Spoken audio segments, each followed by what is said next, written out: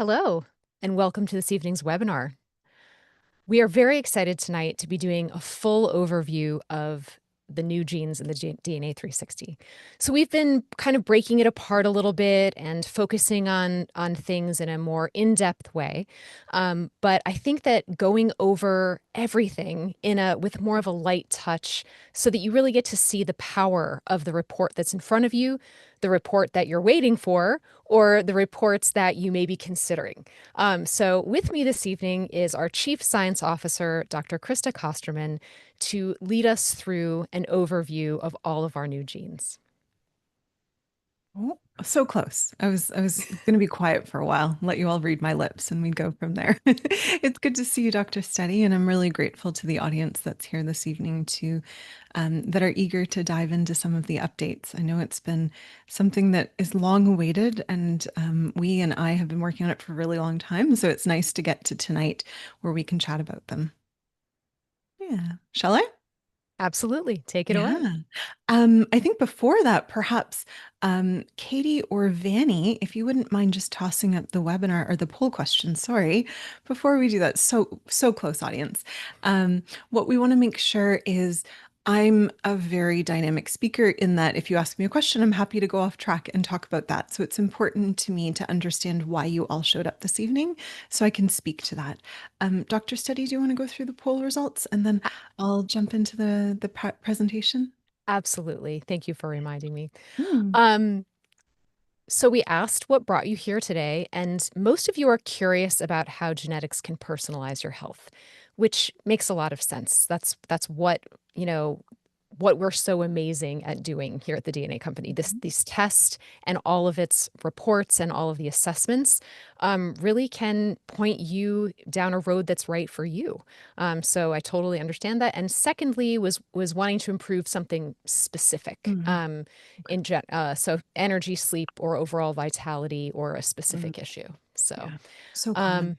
yeah, absolutely. So, in terms of which area of your health feels most out of balance right now, it was fairly evenly split. A few more with Hmm. sleep, energy, and Okay. daily rhythm, Okay. followed by weight metabolism and appetite. But I think, it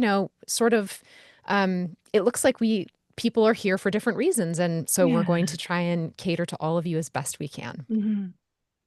In terms of the biggest frustration with your health so far, feeling overwhelmed by too much conflicting information. I totally get it because I don't spend that much time on social media, but I do get a lot of newsletters and things like that into my mailbox, and I read a lot of studies. So sometimes it can feel like there's just so much out there. How do you sort through it?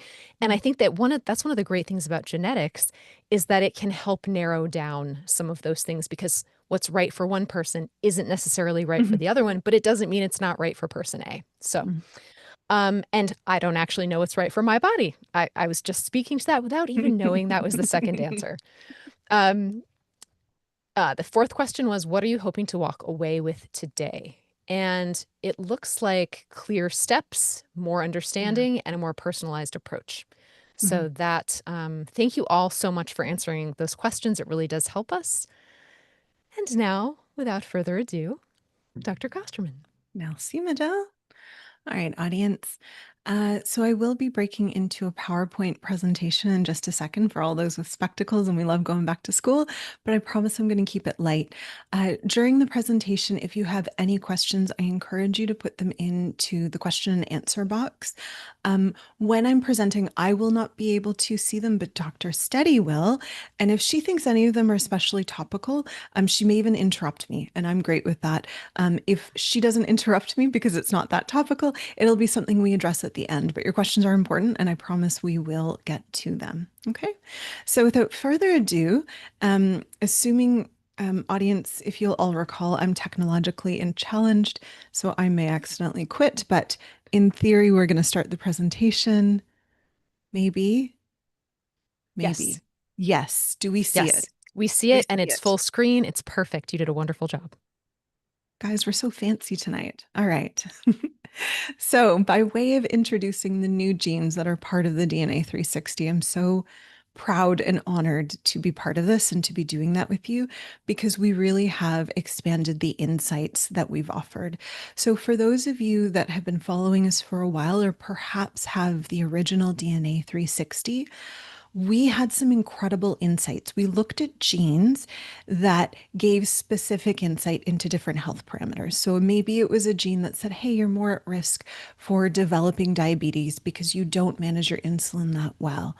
Or perhaps it was a gene that said, hey, you're very sensitive to noradrenaline, to stress, because of the way this gene impacts a receptor that receives noradrenaline, other sort of things. We also had incredible, amazing insights when it came to hormones. So, for example, we could speak to people who were more shifted towards the estrogen side and get even more in the weeds and say, hey, you actually metabolize this estrogen into, unfortunately, a more toxic form, something that's a little bit more inflammatory. A lot of our insights were very powerful, but they leveraged almost a let us look at one singular gene or perhaps a smaller collection of 3 or 4 genes. What has happened over the past little bit in terms of science, in terms of genetic science in particular, just like I would imagine some of your day to day life has been transformed because you are now using AI in every different facet.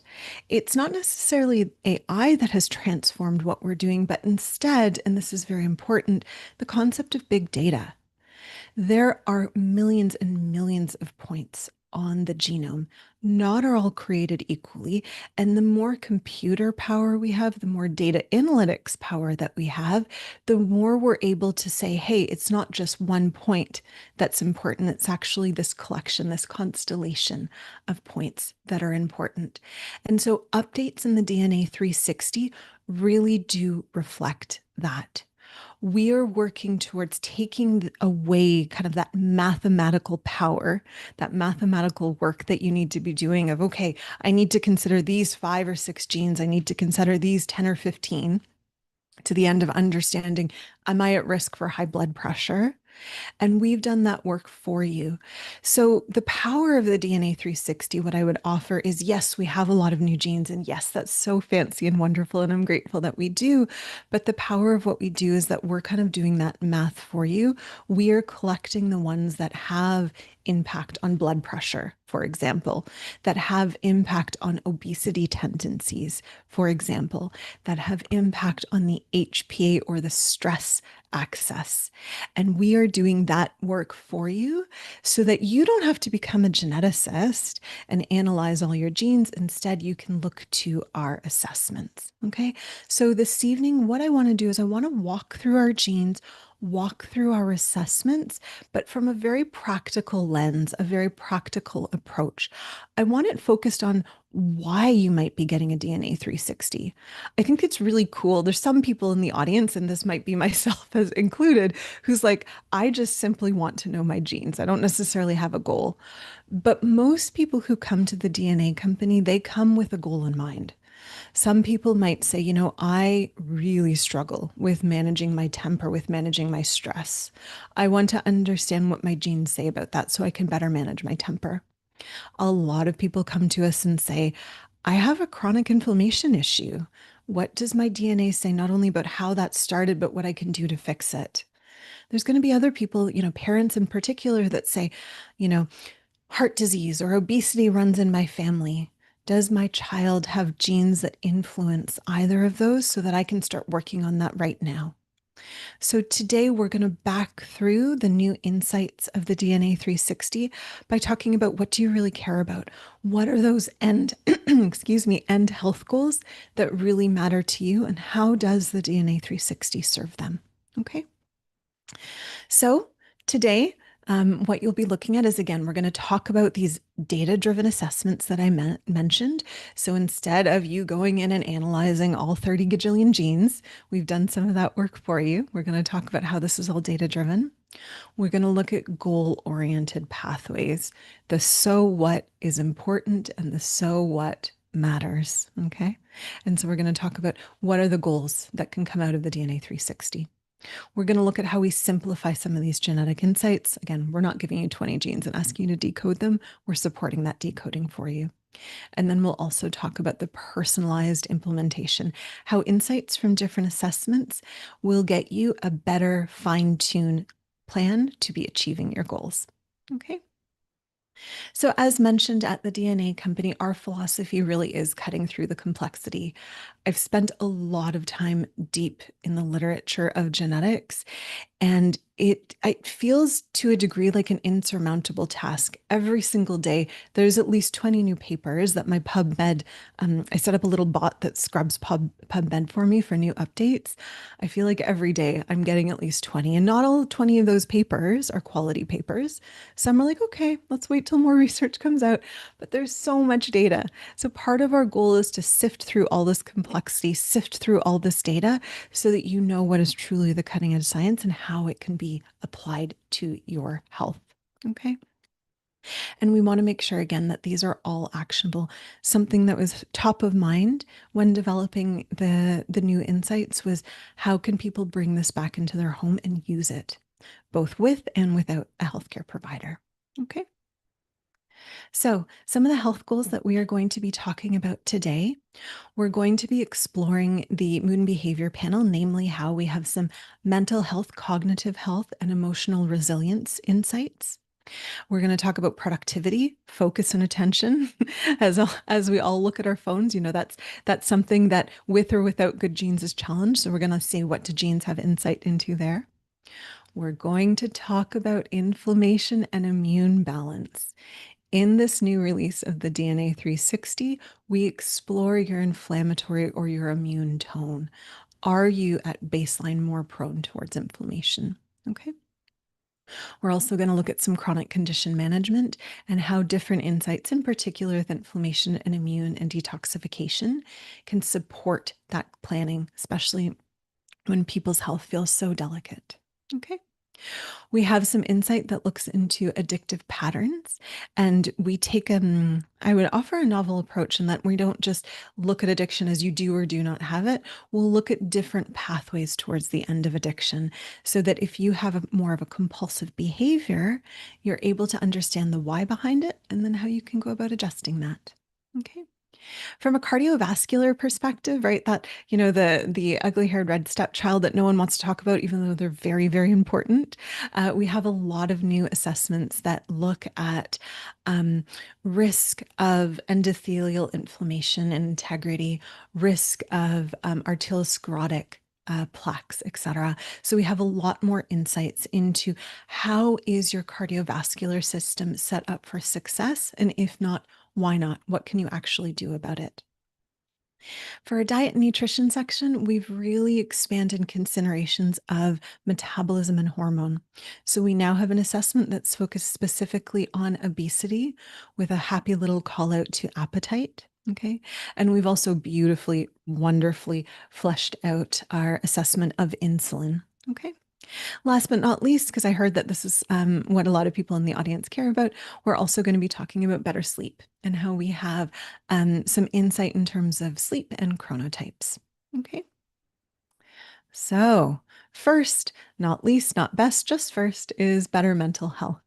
So, in terms of the assessments that are new within the DNA 360, two I would offer of the most important and fun ones within it. The first is going to be your HPA axis. This is your oh, Monzia. This is your, there's so many words tonight, guys. We're going to get through it.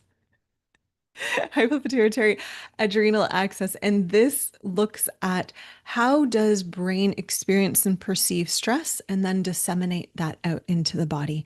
So we look at a really interesting collection of genes here that help us understand a few different things. First of all, are you someone that is quick to turn on stress? Meaning even the smallest little thing will happily trigger your system. We also ask questions of once your system's been triggered, is it easy for you to turn it off? Right? And last but not least, we look at some of the cleanup around some of these hormones and the consequence of stress. All of this gets to the end of a very discerning idea around what type or sorry, not what type of stress, but how exactly is your stress triggered and how can you go about managing it? Because you may be someone with a higher stress threshold, but once it's triggered, it takes a long time to turn off. Knowing that can really fine tune how you approach stress management, in particular, when stress has been turned on. So we're really excited about this access because um, as general medical science evolves, we know that stress is at the crux of most conditions. It's at the crux of cancer, cardiovascular disease, metabolic disease, hormonal disease. So understanding stress, understanding the flavor of your stress really goes a long way to supporting your health in totality. Okay. The next system we have, and if you've been attending our webinars, you've already gotten a sneak peek about this, we look at social bonding. In an age where people engage a lot over computer, and perhaps this is sometime a muscle that is not well exercised, we've created an assessment that really gauges what is your comfort when it comes to engaging with other people. Some people, from a genetic perspective, really feel like they'll have a wall built up, and it takes a long time before the person they want to connect with can bring that wall down and they feel safe. There's a genetic basis to this. So, if you know this about yourself, if you know this about your partner, it absolutely can change the relational engagement that you have. Or perhaps for the doctors that are on the call, because I know there's a few here this evening, this offers insight into patient engagement. If you know you have someone before you that is not socially robust and they have much more of a protective wall, right? Building trust, continually building trust, as well as providing non verbal cues, because people who don't necessarily have this social bonding strength, they struggle with visual cues or other soft social cues. Knowing this can change the way you engage with your parent, your patient, your child, your parent, really anyone in your life. So, this is something to the end of better mental health, right? Again, socialization, we're starting to see that it's important across most tiers of health. So, understanding how you engage with the world can then go to the end of bettering your health. Okay. Last but not least, these are updates. We always have had assessments that go towards the end of depressive tendencies and anxious tendencies. Um, be thankful to many new genes that we have brought in. We've been able to fine tune both of those assessments. So we have better insight into people who may have some depressive or low mood tendencies and people who may have some anxious, high energy tendencies. Okay. Next, I want to talk about addictive behaviors. This is one section of the report, and tucked into it are three different assessments because not all addiction is created equal and not all people will come to their addictive behavior in the same way. So, whether your challenge is food, alcohol, scrolling, drugs, work, there's some workaholics out there. This offers insight into how did you get to a place where you are in a way that almost doesn't feel like you have control engaging with a behavior that isn't necessarily good for you. So we explore, and this is a little bit in gratitude to the HPA axis and a few other things that we've examined, we look at stress response. Stress is an incredible part, or a trigger can be a trigger towards addictive patterns. And so understanding your own stress patterns becomes really important here. We also look at reward drive. Some people are going to be much more motivated towards the end of a reward than others. And so, especially if you're seeing some overlap of pathways here, right? This shifts how you can engage with yourself, with your clinician to curtailing some of these addictive behaviors. Last but not least, we have some executive function. There's always that opportunity within the brain to identify, oh, there's a decision point. And so some people, genetically speaking, are a little bit more impulsive.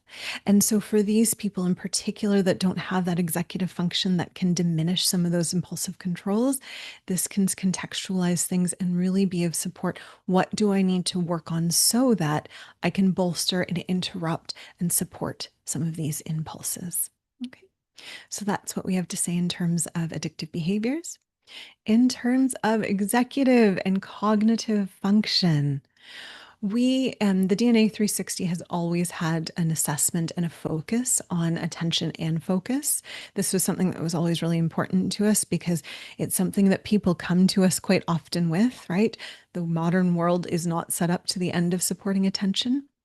So we've added in several genes. There are several different pathways there that speak to, do you naturally have control over your attention and focus? Is it something that you can hone in and keep for the time needed? Or is it something that is more prone to scatter? Perhaps a multitasker, which again isn't always something to begrudge, but at least you can know the nature and how you're naturally inclined, so that you can better support whatever your attentional goal is.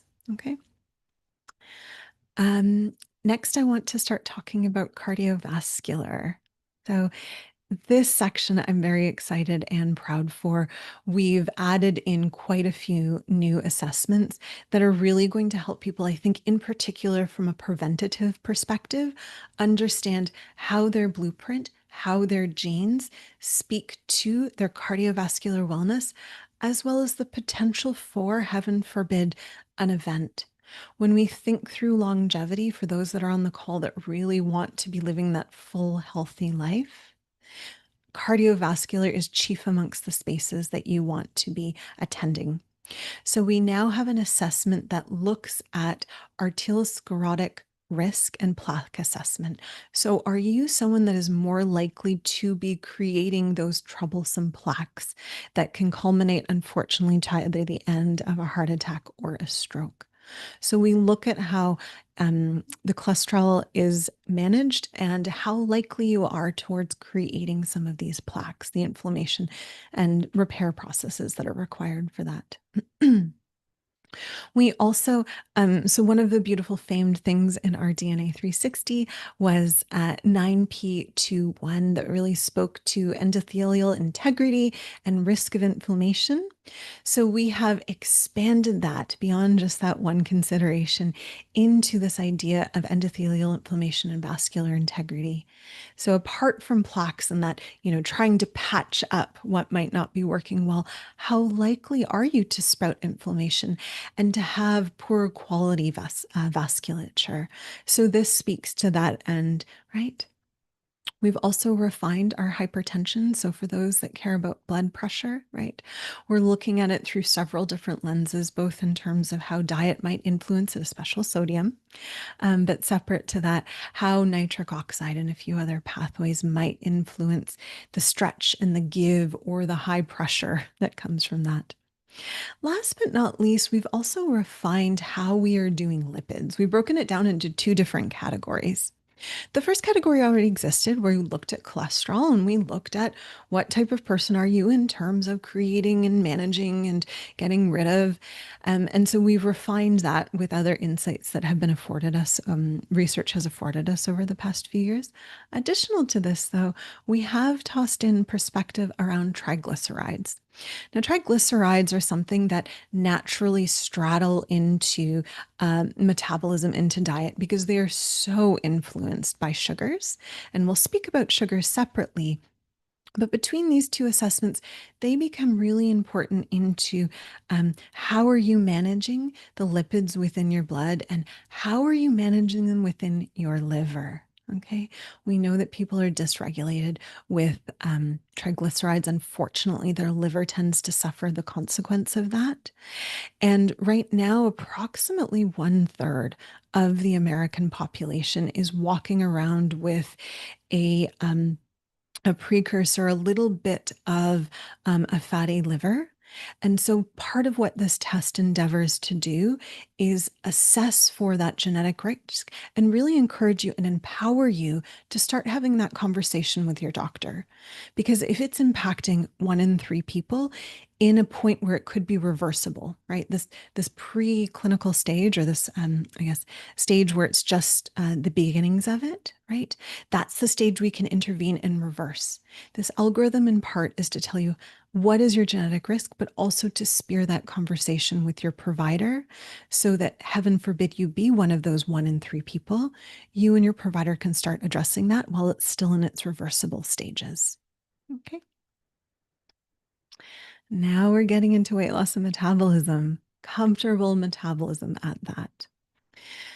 So, a lot of people do come to us and say, I have the goal of feeling better in my body.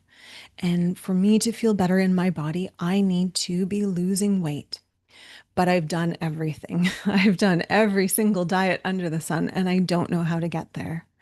And I think this is a really powerful place that genetics can play for two different reasons. I think first and foremost, everyone from a metabolic perspective is built differently by their genes.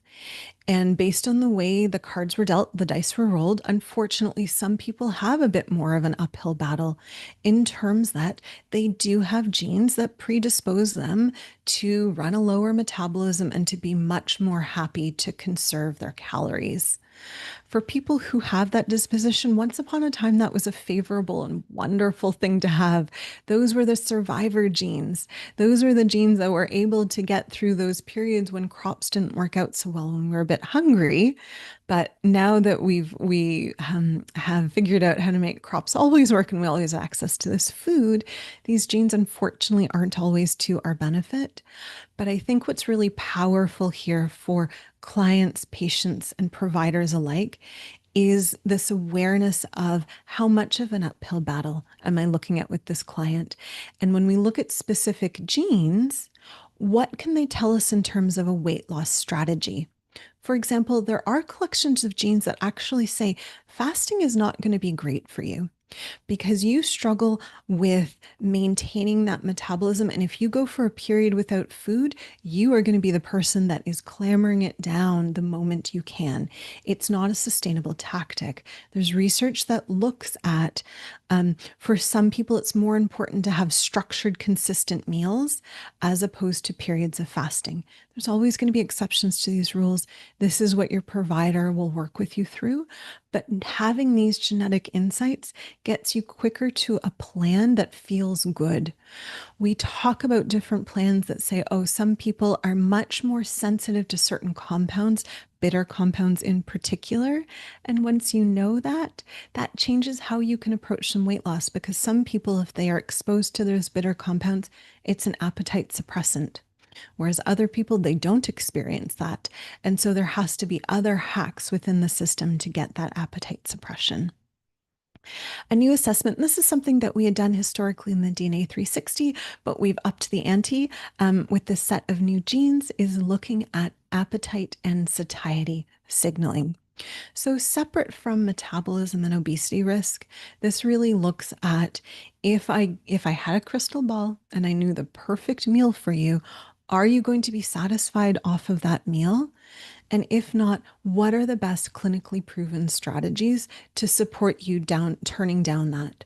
Because there is absolutely evidence that if we support people with structure in certain foods, all of which can be informed by genetics, it takes away that battle. And genes cut us to the point where we get quicker to what is that diet that works for you, that feels good and is sustainable because it does feel good. It's not something you're going to be doing for a few weeks and then saying this is too much and going back to old habits.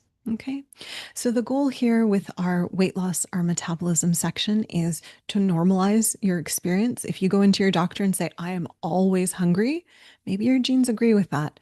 And if your genes do agree with that, the next question is, cool, what else can your genes tell us that will get you into a point where you don't always feel that way? What are tools we have at our disposal? Okay. Next, detoxification. This is such a fan favorite, and a lot of this was motivated by people that I saw within webinars who are always coming to us and saying, I need to understand how to better clean up my body. I have a chronic inflammation condition. I am sensitive to everything. I have a chemical sensitivity. How do I go about cleaning up? So we looked at it in a few different ways. The first way I've given a little bit of a teaser to, we did include an assessment towards fatty liver. Again, audience, if 1 in 3 people are walking around with early stage, reversible, but still early stage, that is a stress on the liver that you are now not able to clean up what is going on in your body. So we've added in a screen that assesses for liver health. From a glutathione perspective, we've expanded beyond just conjugation, meaning how do we attach glutathione to things? And we're now looking at synthesis. Are you someone that is able to make a lot on the day to day? Are you someone that is able, when there is a challenge, when you first get sick, when you are stressed, can you increase that glutathione production in order to rise to the challenge? We now have genes that look into that. Additional to that, we've upped the ante a little bit with our mitochondrial oxidative defense. So we've added to that assessment, we've added to what is the balance that keeps that mitochondria, the electrochemistry there, happy and healthy. And so we've added to points where someone might fumble and how we can support that. Last but not least, one of our most popular assessments, methylation. We've really grown that one out. That tends to be a fan favorite. People are always asking about methylation. They want to know what form, they want to know how strong. Should I be supporting with SAMe or TMG or things like that? And if I don't have strong methylation, what are additional side pathways that I can support that can help compensate a little bit, that can get rid of some of that homocysteine for me if I'm not genetically strong in that? So we've really broken down how those pathways work. And in particular, for clinicians, some of the training there can be really powerful in terms of other supplements that you can bring in to support your client. Okay. Especially to the end of not over methyl. To the end of not over methylating. I'm always amazed at how many methyl products people are on, and oftentimes it's for good reason, right? I want to support my methylation pathways, and more methyl products isn't always the answer. This will diversify your awareness of what supports methylation so that you're not just throwing the methylated B vitamins at it and hoping for the best. Okay. In terms of chronic condition management and what we spoke about in terms of detox absolutely plays into that. But for chronic condition management, we've introduced inflammatory tone to our assessment. So we look at several inflammatory and immune markers, and we're asking the question of at baseline. So if you lived in a bubble and the world didn't touch you, at baseline, are you more prone, more sensitive to a lower threshold towards shifting over to that more inflamed state? We're asking the questions from an immune perspective. If you turn it on, can you also turn it off? This is somewhat similar to that stress axis that we talked about. There's different qualities. Some people may take a while to turn it on, but once they have, good Lord, are they continuing? And other people might be the opposite, right? Quick to turn on, but also quick to turn off. So we look into that. Another element that we are looking into is histamine and Tau, and this beautiful audience is 100% credit to you. So we have genes that look into your capacity to create Tau within the gut, and that is something that really supports and manages the intestinal histamine production, be that from diet, from your own cells, from your biome, and how poor presentations there unfortunately can lend to a picture of Tau not being able to manage it and it spilling into the system. This provides incredible insight into, for especially for those who are histamine sensitive. Okay. Additional to this, given we have so many brilliant members of our audience that always ask wonderful questions in terms of phase 1 and phase 2 enzymes when it comes to liver detox, we've expanded both of those profiles and we've now organized it so that if you click on either of these assessments, it's more a list, I'll be honest, but we've at least listed the phase 1 and 2 enzymes that we look at and given you detail around all of those. Okay. For those that asked around better sleep, energy, and rhythm, we have added several new genes to our sleep report so that we've gotten to the place where we can give you a chronotype assessment. Now, chronotype's an interesting thing. If you stick a bunch of scientists into a room, some are going to say it doesn't exist, others are going to say it exists, and there's going to be people like myself in the middle of the road. If you look at the literature more or less says probably 40 to 60% of your sleep habits are genetically inspired, but that means that 40 to 60% is also lifestyle inspired. So I think one of the strong things about knowing your chronotype, are you a morning person? Are you a night owl? Will really inform, especially as you navigate your day. Am I going to indulge that and be that? Or if life doesn't give me that luxury and I must be the opposite, maybe I'm a shift worker, maybe I'm a night owl who must be up in the morning, whatever the reason is, knowing that really informs how strict and how you go about supporting yourself and sustaining that, as well as diet habits. We've pulled in a few genes that really speak to if you have certain genes, it will lend to poor sleep outcomes and poor metabolic outcomes if you're consuming certain foods, especially near the evening hours. So that's a really fun section to be looking in, especially for those that are questing after some energy and they truly think it is a sleep issue as opposed to perhaps a chronic illness issue. So your blueprint awaits you. The things that I just went through, I really hope they have demonstrated different areas of the DNA 360 and how they might apply to you and whatever health goal you have. Be that something very specific of I'm working to lose weight, I'm working to prevent a heart attack, or if it's something more general to the end of I really want to just know more about myself and understand how my body shows up in the world. The amazing thing about this is we support you not only in knowing your DNA, but targeting what works. We really tried to be application focused here. So if you are someone, for example, with poor HPA axis or someone more prone to stress, we've made sure that in recommendations, we're pulling out clinical actionable insights that are shown to work with your specific gene type. That's really important. So if you know you're prone to stress, and you know it's perhaps because of one of these genes that turns on the HPA axis, we've looked at different interventions, different treatments that can support and help fine tune, hone that. So that's part of the power within this. Your assessments are going to say, here's genetically where you're weak. And then they're also going to say, here's what's in literature based on this assessment, based on this gene that is going to support you getting to the other side of it, either preventing it or reducing it. Okay. That is how you go about achieving your health goals. It's about getting more into the detail, more into the fine tuning of if I have this genetic susceptibility, this are some of the things that science says I can do to support the resolution of it. Okay. So, in terms of what is new within the DNA 360, we have added 85 new genes. There's an additional 20 new assessments, and I believe it's approximately 14. Don't hold me to that, but I think it's about 14 of our older assessments that were updated as well. You require absolutely no genetic degree. That was my job. That's the computer's job to the end of interpreting and doing all the math for you. All you have to do is get the test and sign into your portal and then explore the portal. For those who have not been yet into the new portal, it's a very powerful stage. We've made it really user friendly so that as you navigate things, you can click through. And as you click through, you get more information. You can go as deep or as superficially as you want, because I appreciate sometimes you have to take your DNA in a few goes. Um, so, for those that are on the call that may not have this, we do have some offers for you today so that you can get these new insights.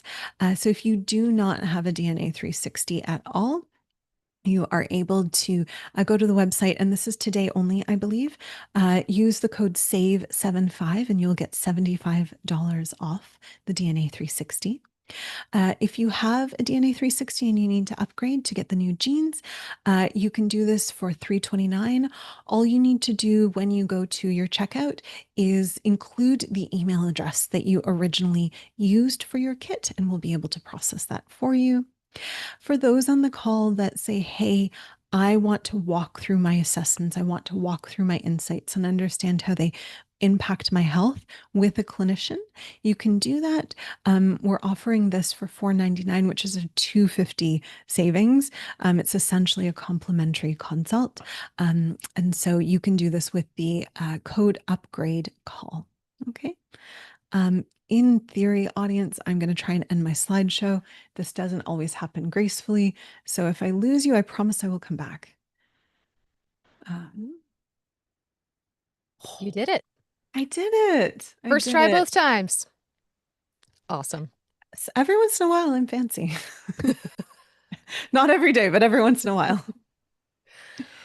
Well, Yeah, I think you're always fancy. thank you. So we have a bunch of questions, and everyone can Hmm. keep adding to this for right now. Eventually, we Yeah, will reach a threshold where we can no longer accept new questions, but for now, keep them coming. yeah, Okay.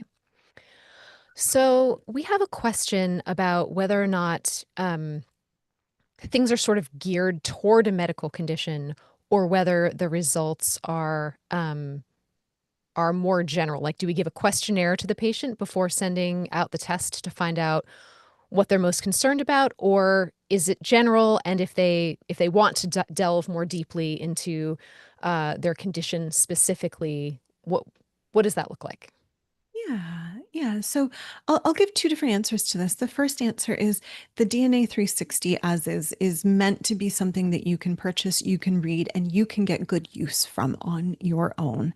We have insight into different either behavioral or physiologic tendencies. So, for example, we have assessments that say you're at a greater risk for high blood pressure. We have some assessments that say you're at a greater risk for obesity, you're at a greater risk for depression, whatever that might be. None of these are diagnostic. It's just saying if you were a person inside of a bubble based on your genes alone, absolutely you have a tendency towards some of these things. Okay.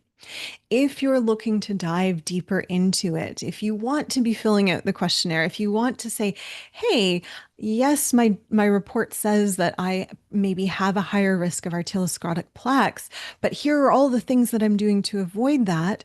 What's up? That's where the role of a clinician comes in. So all of our clinicians at the DNA company are very well trained in all of these new genes, and that would be where you're going to be filling out some questionnaires and having time to talk with a provider and get deeper into the clinical side of it. So instead of saying, you have genetic tendencies that put you at increased risk for high blood pressure, you get to sit with that clinician and say, here's my blood pressure readings, here's what I'm eating, here's what I'm doing. Is this a good plan? Should we be adjusting? What should I be monitoring? Okay. So I'd offer there's two different levels, but I would really encourage if there's a specific medical question, please do get that consult upgrade so that you can talk with a provider who knows your genes and has a really good medical foundation. Okay. Wonderful. Um, we have another question asking if you can please explain why previous results needed to be updated. Mhm. For example, Yeah. a gene was reported as one way in the previous iteration of 360, Mhm. and now it's different. Yeah. Yeah. Yeah.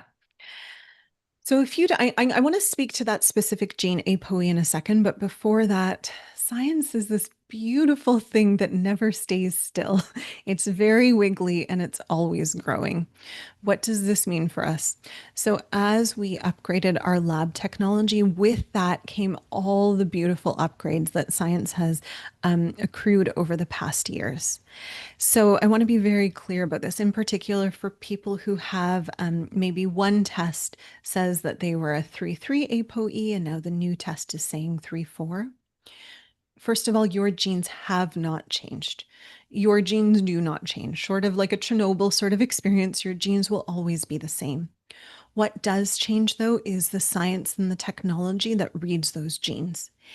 And so, to give you a little bit of behind the scenes action, when we read genes, we read them through, and then oftentimes, and this is more at the laboratory level, different scientists will come in and say, I don't know if we read that correctly, or, ooh, look at this new technology that actually gives us better insight into this part of the genome, right?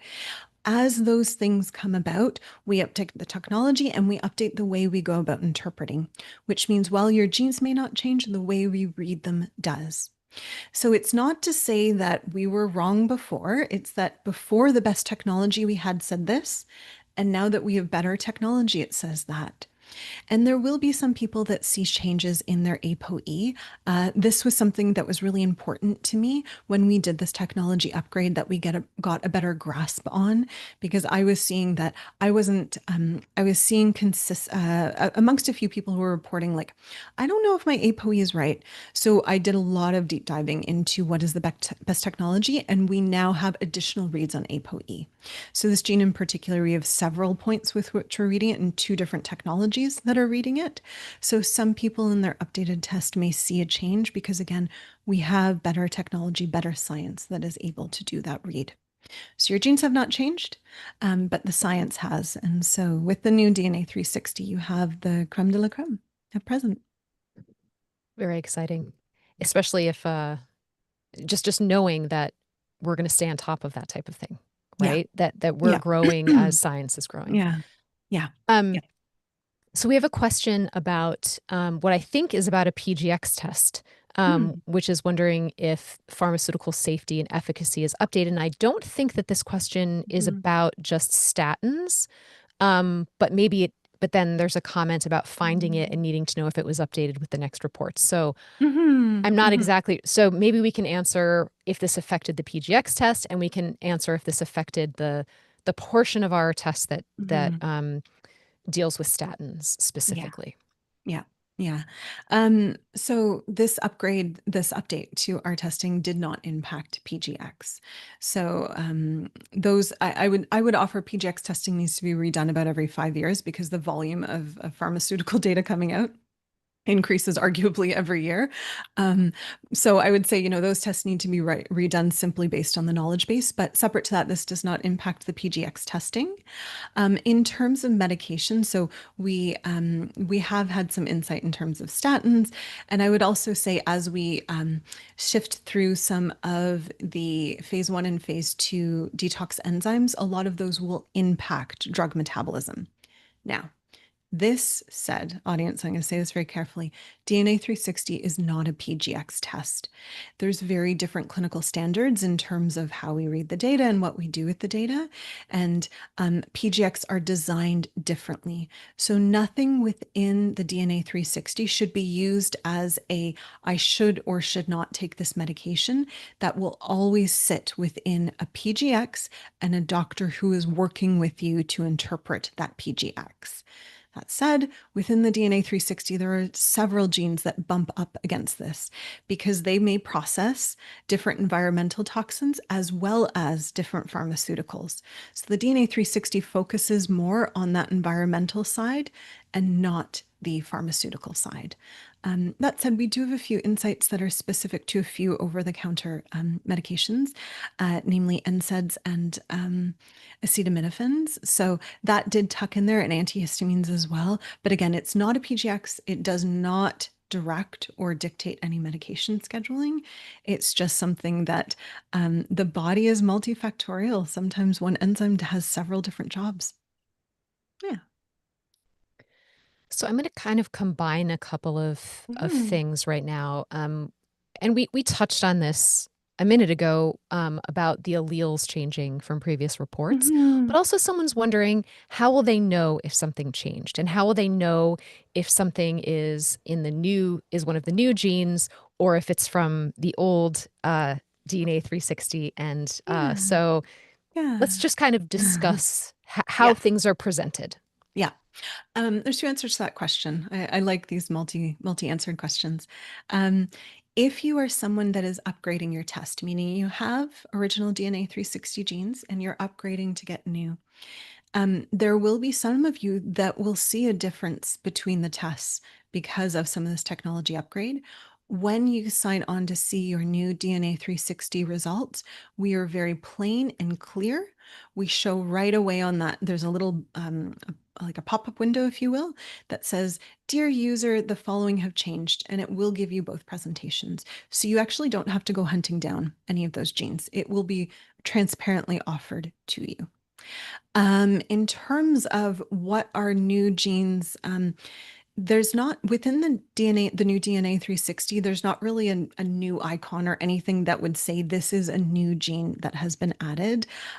If you're someone that has been around with us for the past 5, 6, 7 years, you probably have some of our old genes memorized, but they're not identified in the new DNA 360 as new or old. Because oftentimes, especially with the assessments, new and old genes were considered equally, meaning I didn't play preference to one or the other. I just played preference to what has better research and better outcome data. Yeah. Perfect. Thank you. Mhm. Can you talk a little bit about the consequences of stress to mitochondria?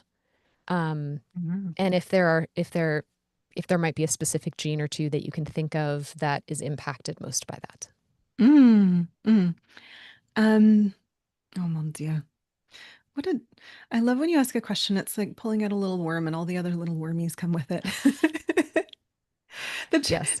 the honest truth is that everything impacts your mitochondria, but to get a little bit more specific here, right? One of the principal jobs within the mitochondria is creating energy. And to do this, there's a lot of electrochemical activity that happens so that you can essentially take your sugar, your carb molecules, and pump out an ATP. So close. Our energy unit within the body. Audience, this is going to be great. We're going to get there together. Okay. So, oftentimes, anything that disrupts that electrochemistry is something that is going to impact the mitochondria and then, of consequence, the entire body. So, in terms of new genes, very specific to that, we have three different genes that look into that cleanup process, something simply within there that helps keep that clean and healthy. In terms of glutathione, glutathione is something that, think of it kind of like a buffer molecule. We often talk about glutathione in terms of it is a detox agent. It's something that will attach onto those ugly toxins and take them out.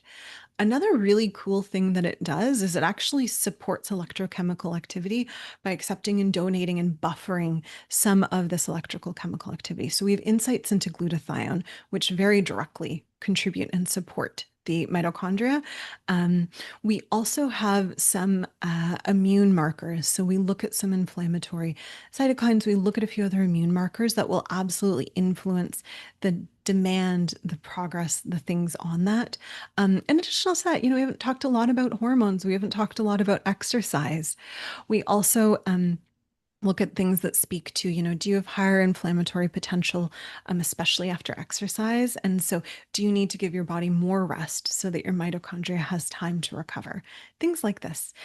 There's several points within our test that mitochondria is connected to, and if we want to get so abstract, we could even say the HPA, the stress axis, is something that influences it because arguably stress touches everything, just like mitochondria touches everything. So if you're more prone to stress, there might be a little bit more of a burden and a disequilibrium for your mitochondria. Yeah. Um, so there's a question in the Q&A about a different genomics test, and I'm Mm, not familiar with it, but I think what I want to highlight here, Dr. Kosterman, is what are some of the things that make our assessments really special? And I'm going to yeah. go ahead and just say one of them is Dr. Kosterman.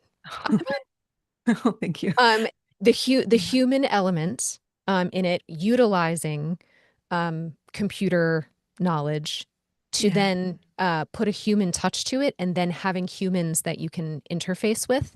Um, People can Yeah. get 7 million reports on individual things, but if no one with the brilliance of Dr. Kosterman is there to help interpret what do these things mean together? Because how many of you have ever seen a different genetics test where two of the genes tell you the exact opposite thing? Mhm. This happens to me during the pandemic.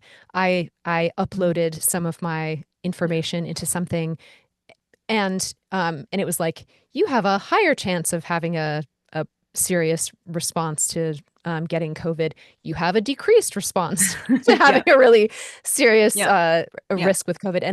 And that was long before I was a functional genomics practitioner. Yeah. And I just kind of looked at it and went, what am I supposed to do with this? So you can give your answer, but first I'm such a Yeah. fan that I wanted to plug Mm, you a little bit. yeah.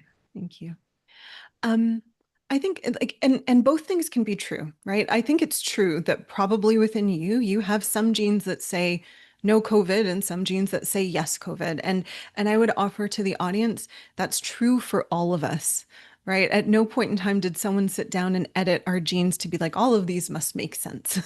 There's always going to be genes that arguably, when we study them in a petri dish, when we study them alone, right, they're going to contradict one another. And I would offer that's part of the beauty of our assessments because we don't look at just one marker. Instead, we're looking at several and we're looking at what is the picture that that collection of genes draws. So there are going to be some people out there, for example, for like our arteriosclerotic risk and event algorithm. This is really looking at, do you build up plaque and are you more likely towards having a heart attack? Most people are not going to have 100% of their genes say absolutely no, you're good, or oh, watch out, you're going to die tomorrow. No one's going to have 100% on either side. We're going to have a combination. And so what the assessments, their job is to do is take all of those into consideration and figure out where you sit on that spectrum. It's a risk assessment, if you will. Absolutely none of it is a guarantee. Unfortunately, there are going to be people who their assessments say there's no way you're getting a heart attack, but based on their lifestyle and health history, they will. And then there's other people that are going to say, hey, you're at a high risk. But again, based on their history and their health outcomes, they will avoid that because of things that they do. So none of this is foolproof. But I think we approach it with humility that we always know there's going to be competing information, and we really approach it human forward. As fun as it is to nerd out on some of these genes, the most important part is the so what do we do about that? And that's where some of the clinical tie-ins become most important. Yeah. So I hope I Absolutely. answered that. Yeah. Yes, you absolutely did. And I think one of the reasons that we do what we do is so that people who have those assessments that say you're at a greater risk for something that you don't want can Yeah. then see what they can do to try and prevent Yes. the thing that they don't want to happen from happening. So Yeah. Yeah. that's definitely part of our mission. For all the for all the parents on the call or for anyone that has someone that they love and they want to offer especially that proactive advice, right? Um Now's the time to kind of work on that proactive side. I think to like I'm at a point in life where all of my friends, all of my family are having babies, and so I'm giving these out left, right, and center because I want parents to walk into their children's lives knowing what they're at risk for, so they can start training and teaching their child of what are the best health habits in order to avoid that outcome. I love that. Yeah, It's yeah, brilliant. yeah. So we have a cool question, and what I don't, there's one piece of Fun, info. Well, all of them are cool, but this person love is a it. twin, Oh, fun. but I don't know identical or fraternal. Ooh, Um, big game changer. yes. So this person is asking how closely their genes are, how similar they are, because she has a very different body type from Yeah. her twin.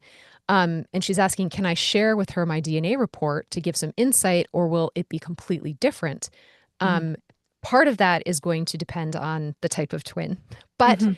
as we've talked about in the past, even identical twins can have slight variations. So, but Yeah. I'm going to let you answer the question, but I got Yeah. excited about it. Yeah. No, no, no. Well, I think I you've see in already the given. chat fraternal. Yeah, okay. So unfortunately, if it's fraternal, then it's similar to a sibling in that you would each need your own testing.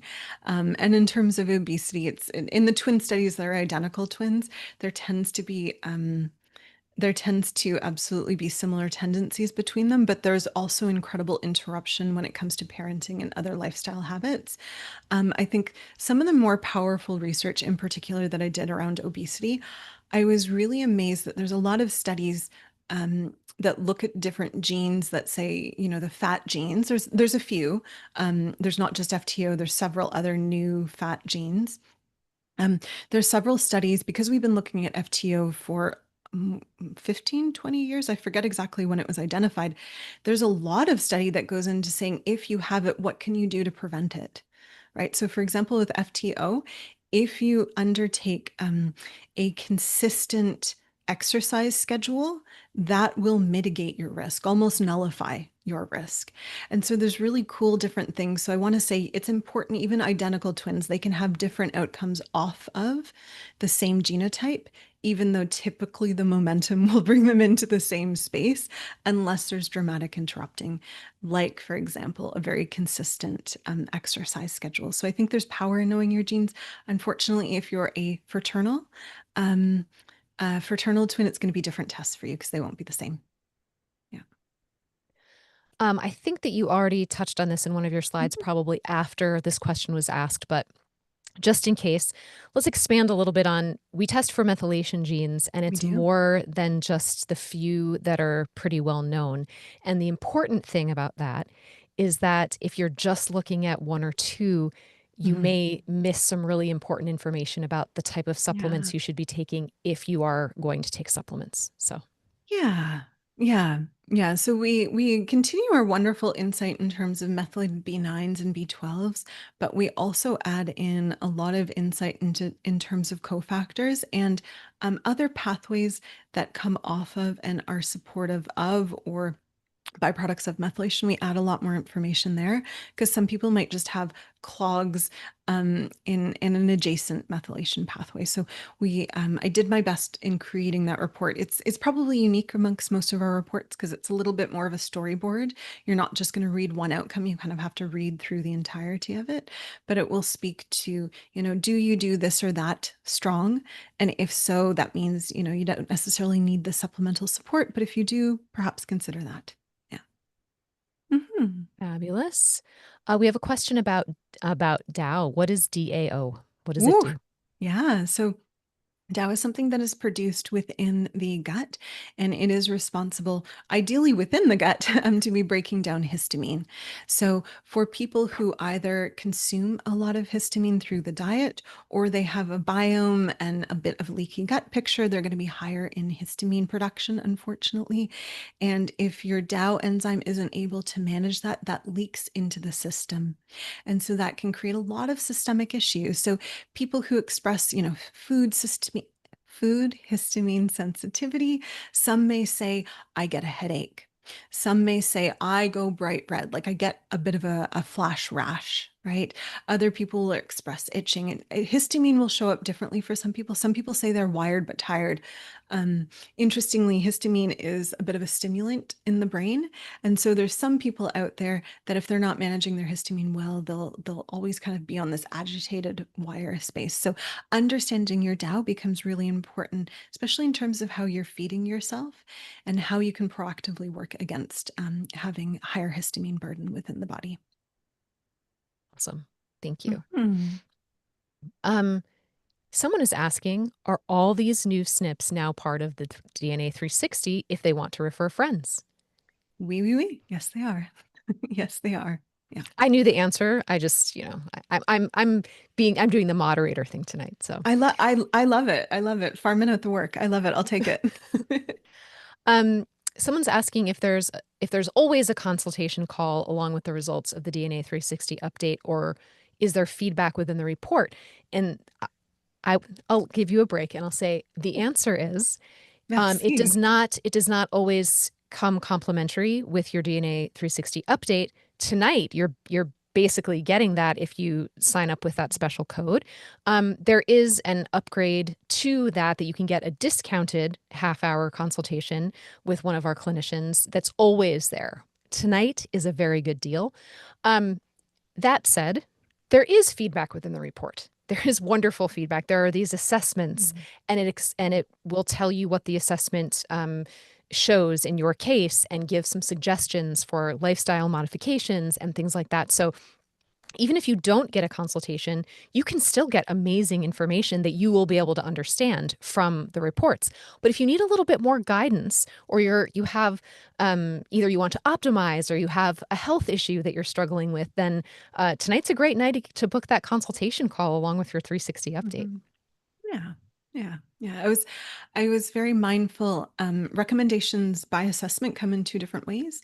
Some of the recommendations are going to be assessment specific. So, for example, for people maybe that have a higher risk of high blood pressure, we're going to give clinically proven recommendations in terms of high blood pressure in general. But then, based on some of the genes that you have, some of the suboptimal SNPs that you have, we'll also offer recommendations specific to those. Yeah, so two different tiers of recommendations, one based on the thing that you care about, and then one that's a little bit deeper in the weeds and looks at the SNPs specifically. Yeah, love weeds. Um, we have a question. This person is noticing that their patients, this is a practitioner, Hmm. have genes that make them vulnerable and then some that buffer those vulnerabilities. Hmm. It seems like the results are frequently a mixed bag. Is that your experience as well in looking at as many tests as you have over the time that you have Yeah. been doing this work? I wonder if you could be a bit, if the person is still here, I wonder if they could be a bit more specific as to the conflict, because I can speak to it. Um, to my awareness, I'm trying to think of something where it would be conflicting in that way. Um, I don't recall, so I'm going to Oh, answer no. they Oh, say that you already answered the question. oh, Uh, so great, um, cool, so good job. Didn't even know you're doing it. love it. Uh, I'll take it. Um, this person is saying that what their understanding is that we get 23 genes from mom and 23 from dad. So these additional genes are actually SNPs, not genes like the 23 from mom and the 23 from dad. So Almost. So we have 23 chromosomes. So we get half of that from mama and we get half of that from papa. And on those chromosomes, there's a lot of different genes. So think about a gene kind of like a book. So every chromosome, think about it like a library. And in that library, there's going to be a bunch of different books. And when you pick a book off a shelf, we're going to call that a gene. And we know that gene has a story. So when you're reading this book, when you're going through this book, not all pages in the book are going to be considered equal. There's going to be some pages where there's a plot point. You find out that Mrs. White stabbed him with a knife in the library, right? That's an important plot point. There's going to be other pages where someone is waxing poetics. Mr. Plum is telling Mr. Green that he loves him and he's offering a lot of poetry to that end. That's cool, but not a plot point. Right. So, what we do in these books is we look at SNPs that have plot points on them that are pages that are really packed with information. So, again, think of each of the 23 chromosomes like libraries. There's a lot of different books in libraries. If you take a book off the shelf, that's a gene. And then we are looking at different SNPs within that that are plot points.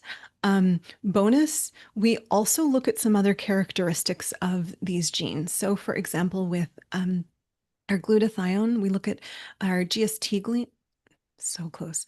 GST genes, glutathione S transferase. How do we attach glutathione to these? For two of those, we're actually looking at copy number variation. So instead of looking at different pages in that book, we're actually asking the question, how many books do you have on the shelf? Some people don't have any books on the shelf for that specific book, whereas other people might have two copies. For ADRA2B, this is a gene in the brain. This speaks to how sensitive are we to noradrenaline? How sensitive are we to our emotional memories? We look at how much information is there. We look at how big is that book compared to the specific pages in it. So we look at a lot of really different, interesting elements of these books within the library. Yeah. So I hope that was helpful. I'm clearly a nerd, and so books tend to be my analogy. Yeah. perfect. I thought it was great. Yeah. Um, so if if you're new, so if someone's talking about they've sent in an updated kit, how will they know when the new data has been added? And you will Mm. get an email notifying you that your new results are ready. So Yeah. that is Yeah. an easy. I take all the Another, easy questions. I'd also offer, and I'm very proud of our tech and development team. When you sign up and when you register the kit, you're opening up a portal. And if you check back in that portal, Dr. Stiday's is absolutely right. We are going to bombard you with emails when your kit is ready or when your test is ready, sorry. But if you're curious where in the processing it is, you can go into the portal and you'll get live feedback, as in the lab has received it, the lab is extracting DNA, the lab is doing computer magic, all those fun things. You'll see an update in there. And for anyone who does not yet have the app on your phone, that's Mm, also it's sort of you've got your reports in a really portable, really easy to flip through and switch around version. So you don't have to be at home in order to look at your mm, genes. Isn't that great? yeah. Um, The turnaround time for the upgraded kit is 10 to 14 business days, as far as I know. Is that correct? Once the lab has received it. So, I mean, toss in a buffer for mail because mail is always a roll of the dice. Yeah. Yeah. Yeah. Yeah. Especially depending on your country of origin. So, once the lab has the test, turnaround tends to be 10 to 14 business days. But that does not include any transit time. Okay. Um, let's see. You were going to, someone is saying you were going to say more about sugar from an insulin sensitivity, diabetic tendencies, high sugar Yeah. levels without diabetic symptoms. Yeah. And they're very excited to hear I love about it. that. I did not include that. I apologize. I'm glad I mentioned it at the top, so you were triggered to ask. Um, we've developed our glucose regulation and insulin sensitivity algorithm to really speak to three different points. One really is the point with how much sugar does your body actually need in order to trigger a release of insulin? That's really important because some people have lower thresholds than others. Okay.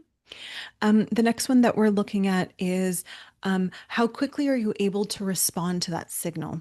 So once your body has registered their sugar and I'd better toss out some insulin, we also look at genes that influence how quickly can you put out that insulin because there might be a bit of a delay. Body might register that sugar's there and we should do something about it, but it might take a second to get to that point. We also have another gene that looks at receptor sensitivity.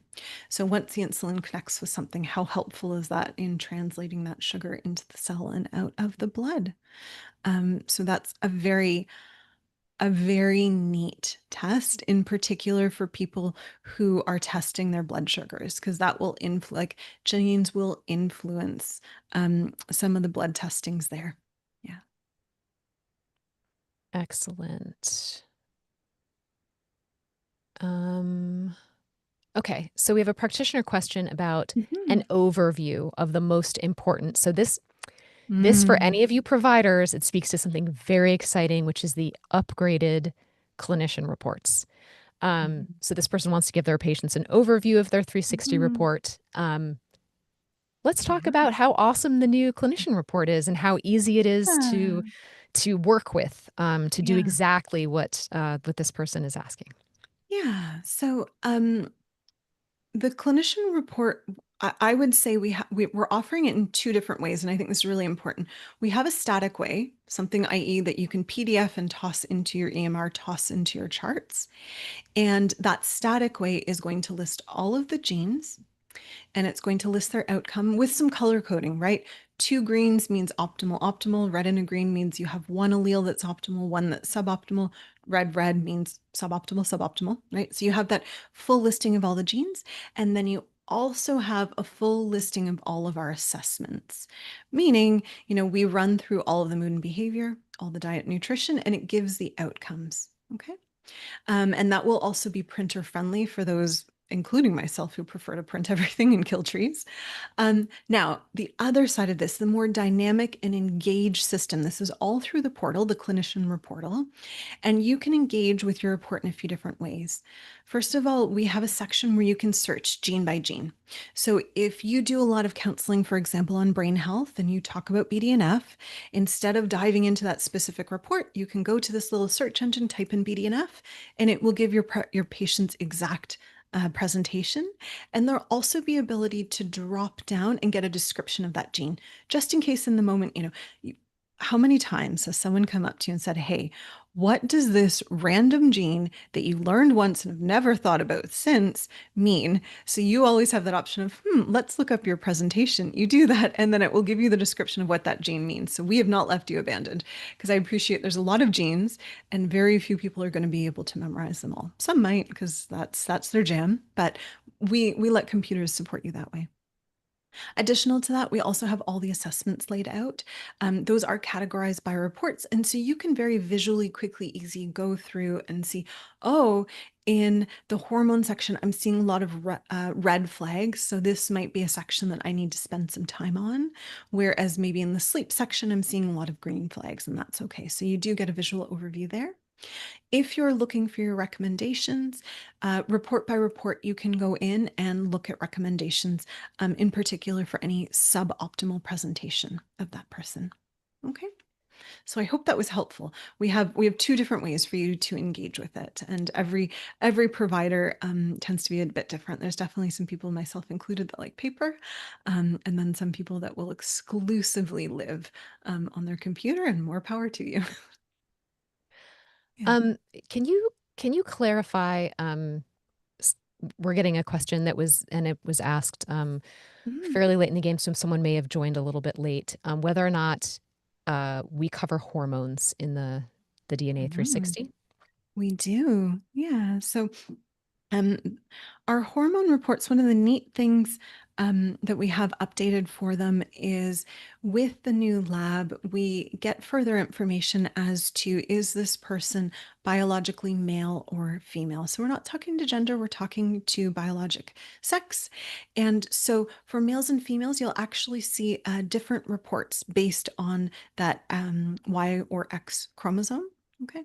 And so, in particular for females, this allows us to dive a little bit deeper into certain sex specific conditions. There's some insight for PCOS and endometriosis tucked in there.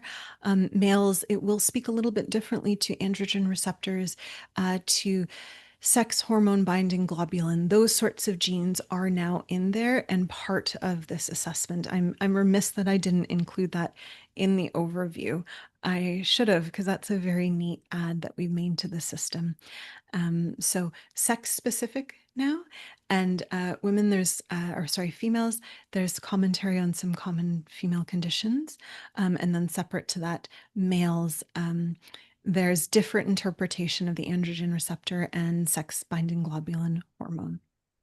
Different arrangement of words, but very close. Things that are important in terms of how do you receive and move testosterone through your body. Yeah. Dr. Kosterman, is it possible for you to pull up the very last slide where you go over Yeah, our deals for tonight? And the reason that I'm asking is because I absolutely. may have made a mistake in the way that I was saying something, but I want to clarify for everyone what's happening tonight. I am an imperfect human, as many of you already know. So let's just see. Let's just You okay. Yeah, are So we the so screen's the there, right? Yep. yes. Okay. So the deal where you get the clinician navigation call bundle is only for first time purchasers of the DNA 360. Um, that's so it's 499 and you're saving 250. Those of you who upgraded, you don't there is not a clinician call available with that tonight as part of our specials. So my apologies for how I said it, like, oh, you can get the upgrade. What I should have said is those of you who are new customers can get the new test that, and it can come with a clinician call. That was my fault. So I apologize for saying it in a confusing way. I'm grateful you caught it. That's the important part, right? That's the perfect part. We caught it. We I'm corrected. going to blame it on my fasting, but Okay. um, yeah. I'm down for that. I'm down for blaming things. Yeah, I love it. So I think that most of the rest of our questions were about add-ons and the clinician call, and that's what led me to Hmm. wanting to really clarify what was happening. Someone was asking where the Dow gene is in the reports. Is that in the inflammation report, or is that somewhere Uh, else? I believe it's in diet and nutrition. Okay. I'm 90% sure it's in diet and nutrition. Yeah. I'm still getting to know where things are in all of the reports as well. So, I decided where it was and I couldn't tell you, but I'm 90% sure it's in diet and nutrition. And if not, you should go to the anti-inflammatory section because it's definitely there. perfect. Excellent. So, Dr. Kosterman, do you have any parting words for our audience before we wrap up tonight? Hmm. Clearly, I'm very excited about the new upgrade and of both Yeah. the test itself and the way that it's presented. I did see a comment in the portal, a comment in the chat that the new portal is very user friendly. I completely agree. Yay. So we love we love the feedback either way. Mhm. Obviously, we're happy when you're happy. So so thank you for also Yeah. sharing those moments. But it's a very exciting time to be a part of the company and to be one of our clients, quite frankly. Yeah. So Yeah. Yeah. anything you want to add? Yeah. Hmm.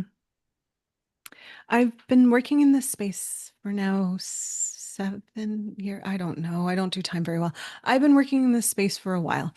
And I've been training a lot of doctors and practitioners for a while. And I think one of the biggest things that I've noticed in terms of genetics is that everyone is so excited for them and then equally just as scared of them.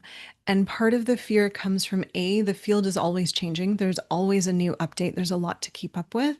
And then separate to that, it's a lot of little data points. I think, especially as we shift genetics more and more to be computer things, it can feel really scary. My goal with the DNA 360 was to offer genetic results in a way that did not feel scary, that we did all the work essentially for you. And I'm saying this to doctors as well. So, whether you're a patient or a doctor here, the goal of this test is to let you know what's going on in your genes in a way that you don't have to become a geneticist for and you don't have to become a PhD for. Okay, so jump into the test. There's a lot of information there. I've heard that a few times from people. It's not that we're asking people to do work. It's just that there's so many reports and there's so many different assessments. So as you jump into it, perhaps this is something that you take half an hour at a time. You go through one report a night and really sit with some of that information because it's the cool thing about the 360 is it truly is a 360 of you. We consider so many different health systems that have such an impact on you, and we give you very tangible things to be doing to supporting yourself. And when those things don't feel tangible or approachable, we do have a lot of clinicians that can support you. So don't feel like you're alone in this test. Even though you might say, I understand that I now have a tendency towards diabetes, that doesn't mean you have to deal with that alone. That absolutely means you can reach out to a clinician to start addressing that if that makes sense to you. So you're not alone in the sea of information in the sea of genes, and you're not alone in the sea of health. We're here for you, and I hope the DNA 360 is that easy access point for you and your genes and better understanding of self. Yeah, that's the goal. Perfect. Well, thank you so much, Dr. Kosterman, for all of your knowledge that you passed on, for all of your hard Yeah. work on Oh, this thank you. upgrade. That Thank you. it was astounding work, and I know Thank that you. you worked really hard and did a great job. So Thank you. thank you all for being here, for your participation, for learning with us tonight, and we Yeah. hope to see you back for more webinars. And in some of them, we Mhm. go more deeply into the details. Some of you were Yeah. asking for the specific SNPs, but unfortunately, we could never cover that in the amount of time that we had to go through every single assessment Yeah. along with an overview. So that's why we did this tonight, was to give everyone